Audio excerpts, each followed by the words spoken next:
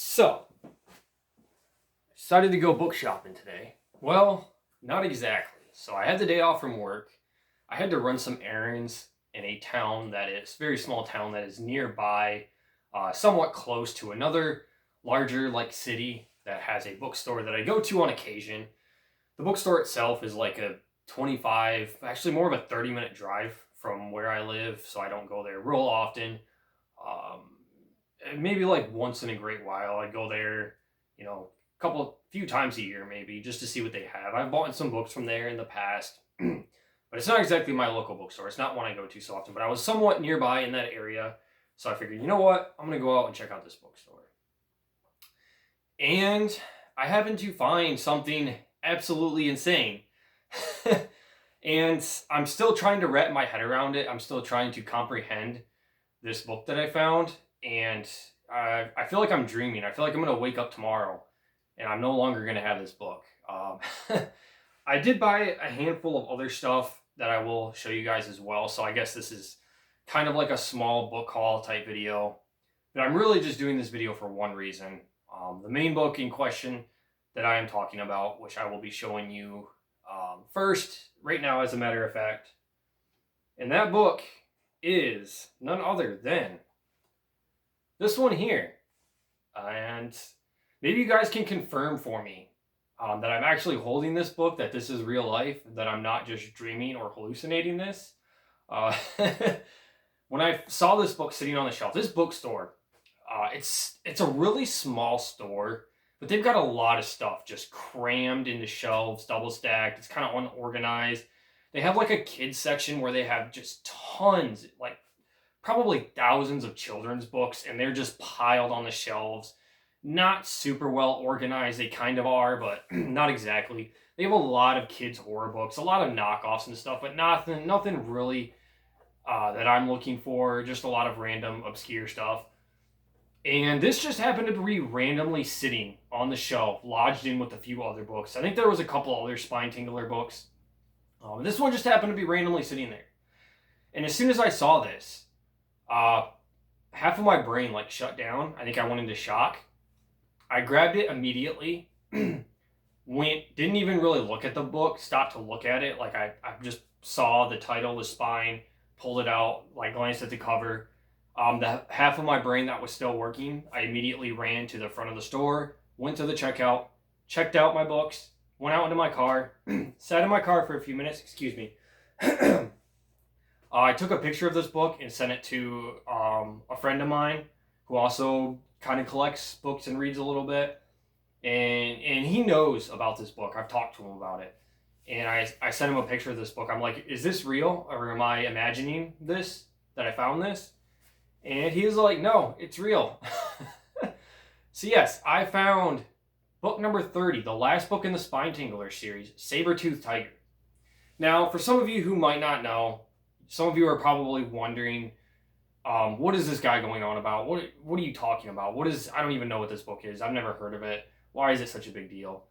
Well, this book is probably the rarest kids' horror book in existence. That's all. That's all. I have never seen a copy of this for sale online. I know I have a couple of friends who collect the Spine Tingler series as well as I do. I know a couple of them actually have copies of this book. We're lucky enough to find it out in the wild. As far as I know, they have never seen copies of this for sale online.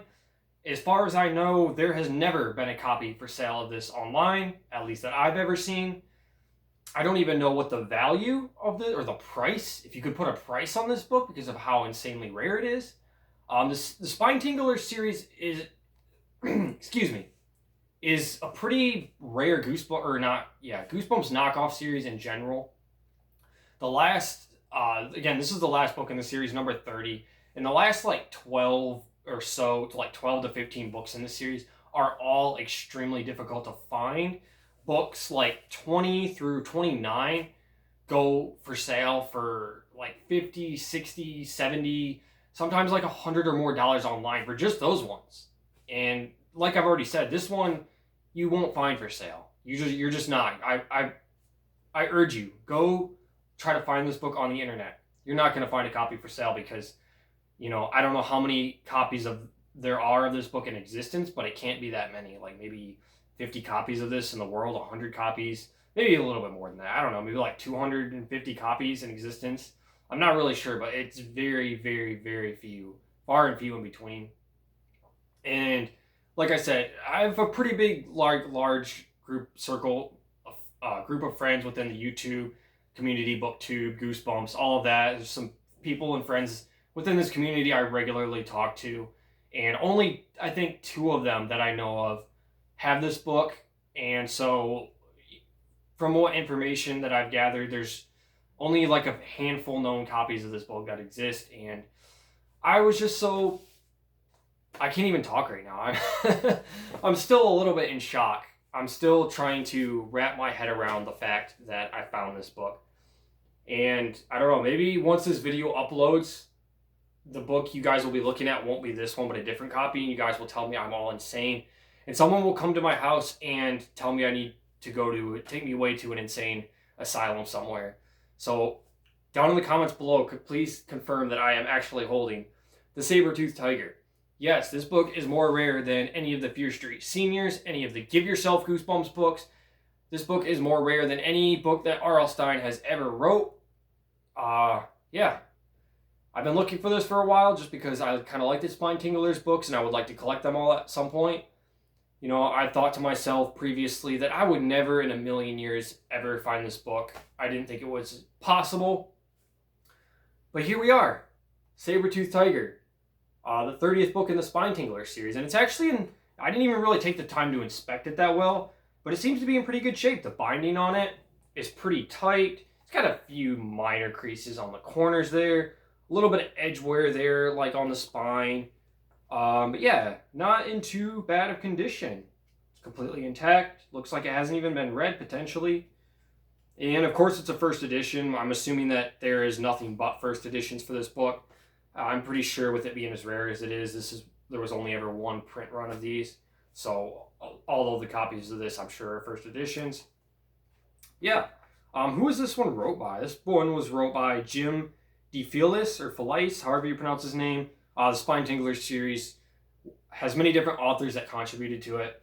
This one was by Jim DeFelice. I can't think off the top of my head what other books in the series that he wrote or if I've read any by him yet. I'm a little over halfway now complete with my Spine Tingler series. I think I have like 16 or 17 books in the series, so I still have quite a long ways to go. But I got this one out of the way that I never thought I would get in a million years. That's Saber-Tooth Tiger. Literally the reason I just decided to make this video on impulse. So yeah, there's that. And then I'll show you guys real quick the few other books that I got from this bookstore. A couple of Goosebumps books. This one I just bought because it's in like mint condition. And that is The Scarecrow Walks at Midnight. This copy looks like it's never been read. I can tell you for a fact that it has never been read before. The binding on this is like extremely tight. The edges and corners all look pretty clean for the most part. There's a few little like white spots. It's not a first edition, unfortunately. It's an 11th printing, but it's just in absolutely immaculate shape. So yeah, I just bought this because it was in mint condition. I'm not sure what my current copy looks like. I'll have to take a look at it and see if it needs to be replaced. If not, I have a friend that I will give this book to. The other Goosebumps book that I found is Zapped in Space. And this one is a little bit beat up. It's got some pretty big creases on the corners there, one in the back, some like edge wear and crinkles on the spine there. So not in the greatest shape, but got a little bit of writing on the inside cover too. Nothing terrible though. I just bought it because it's a black spine. Why not? It was only like a couple dollars, I think. Most of these books I think were like $2 or $3 a piece. And, even though this isn't one of the rarest black spines, this is probably actually one of the easiest ones to find. I just picked it up because why not? It's only a couple dollars. So yeah, I got that. And then I got a Graveyard School book. And I have a few Graveyard School books already. I think 3 of them to be exact. And I'm not a big fan of this series. I haven't even really made the decision that I want to collect these. I just picked up this particular title because I like the title and the cover, and I figured, why not? And that is The Skeleton on the Skateboard. I'm a big skater myself. Well, kind of. I don't really skate as much anymore. And I just kind of like the cover of this one, and I don't know, I might try reading it. So yeah.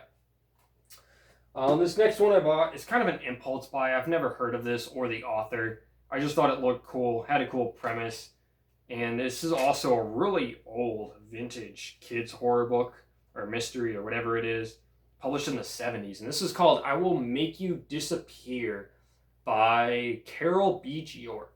Never heard of this or the author, and the premise sounds like it has to do with witchcraft, which is kind of cool and creepy. I like the horror subgenre dealing with like witches and witchcraft. I think that stuff is really creepy and cool. So yeah, we'll check this out. Just kind of an impulse buy, but yeah, there's that one. Now one more kids horror book that I picked up, and I'm not sure what keeps me coming back to this series. I don't know why.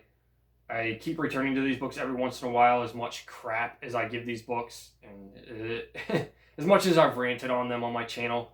But I did buy a Michigan Chillers book, and that is Mackinac City Mummies. And I do really like the way this cover looks, honestly. This is probably one of my favorite covers of all of the Chillers books. I'm not sure what it is about it. I just think it's really cool looking. And I can't remember if this is one that I ever read or not. I know I read a large majority of these when I was a kid, and I just don't remember if I read this one. I feel like I don't think I did. If I did, I don't remember anything about it. And again, these books are all just cheap. It's just at this big used bookstore that just has, an overflow of just, thousands of books and stuff they're trying to get rid of. So all their books are like $2-3 a piece. I figured, why not? And it is a signed copy too, which is cool. I actually already have a signed American Chillers book. But yeah, I don't know. I just figured I'd buy it. And then the other two books I got, another R.L. Stine book. I found a paperback copy of his adult novel, Superstitious. I actually already have a copy of this as well as the hardcover edition, but I just bought this one because this one is also in pretty good shape. It might be better than my current edition. And then I also have a friend that I mentioned previously that also collects and reads R.L. Stine a little bit, and so I'll probably give him my spare copy. So yeah, that was cool. I came across a copy of this. And then the last book that I got is a Clive Barker book. I've never read anything by Clive Barker, surprisingly. I know he's considered one of like the big horror titans in literature. He has, tons of very well-known books, including being most well-known probably for the Hellraiser series. The book version, I believe, is called The Hellbound Heart. For some reason, I've just never read anything by Clive Barker. I don't know why. And I found this one at the store, and it is called The Thief of Always. And this book is one that I've always kind of had on my radar. I've heard a lot of good things about it. I think this is more like a YA horror novel, kind of. I've heard that it's not really that adult. It's a little bit more kid-friendly. It's targeted, I think, more towards like the kid or teen audience. It's a little bit toned back. It's not like super extreme horror or anything. But the premise and plot to this one has always just sounded very intriguing to me, and I've always been very curious about it. And I thought it was cool. I came across a paperback copy of this, so I thought, why not finally give Clive Barker a shot for the first time? And yeah, I just decided to pick this up. So yeah, that is it. That is all I bought from that used bookstore. I'm not going to be telling you what bookstore it is exactly because I don't want people knowing where I live. I don't want people, crowding in on my territory. And I don't want people knowing where I'm at and, trying to rob my house and grab that Saber-Tooth Tiger book. Go find your own copy. Good luck. But so those were all the books I got. All those books that I just showed you were ones I had picked up previously before I found the Saber-Tooth Tiger book. And as soon as I found that Saber-Tooth Tiger book, I grabbed it off the shelf. I went straight to the checkout. I didn't even finish looking around. There might have been more stuff there. There might have been more Spine Tinglers books. I don't know. I grabbed that book and I booked it out of there. But yeah, I just had to make a quick video showing that stuff off.